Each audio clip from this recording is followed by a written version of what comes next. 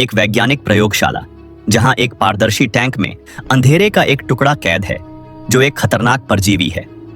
एक नौजवान को वैज्ञानिक जबरन टैंक के पास लाता है। वह भयानक काला द्रव बाहर आता है और नौजवान की छाती पर लिपट जाता है, जैसे काली स्याही कागज पर फैल जाए। वह द्रव मुंह के रास्ते उसके शरीर में प्रवेश कर जाता है। नौजवान डर के मारे आंखें फाड़ लेता है। उसका शरीर भीतर से टूटता है। बाहर खड़ा पत्रकार, एडी और वैज्ञानिक खुश होते हैं, लेकिन तभी नौजवान जमीन पर गिरता है। उसका शरीर मुड़ता है और वह मर जाता है। एक दर्दनाक मौत। एडी यह खौफनाक मंजर कैमरे में कैद करता है। वह देखता है कि और भी लोग ठंडी नीली कोठरियों में कैद हैं।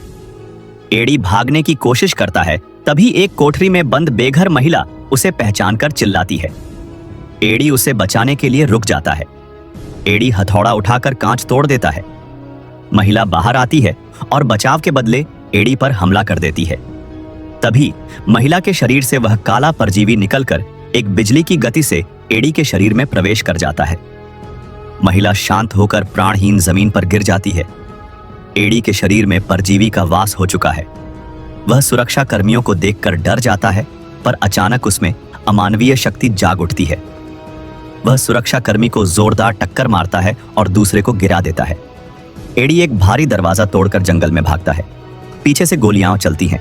भागते हुए एडी एक मोटे गिरे हुए पेड़ के तने से टकराता है और उसे बीच से तोड़ देता है। सुरक्षा कर्मी हैरान। एडी गायब है। वह देखता है कि एडी तो चिड़िया की तरह एक ऊंचे पेड़ पर चढ़ चुका है। घर पहुंचकर एडी को भयंकर भूख लगती है। वह फ्रीज खोलकर सब कुछ खाता है, फिर कचरे के डिब्बे से बची हुई मुर्गी की टांग निकालकर चबाने लगता है। यह भूख इंसान की नहीं, बल्कि उस परजीवी की है। एडी अपने पड़ोसी को संगीत धीरे करने को कहता है, पर पड़ोसी नहीं मानता और अकड़ दिखाता है। तभी एडी के मुंह से जहरीले दांत और डरावनी आंखें बाहर आती हैं। यह है उस पराये की पहली झलक, वेनम। पड़ोसी कांप जाता है। यह शरीर अब उसका नहीं, किसी और का घर बन चुका है। यह है विषैला अतिथि।